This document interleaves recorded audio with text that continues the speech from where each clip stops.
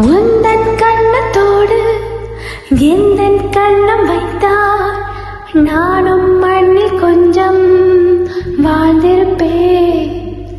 அடி உந்தன் கண்ணக்குழியில் என்னை புதைத்து வைத்தார் மண்ணில் மாண்ட பின்னும் வாழ்ந்திருப்பேன்.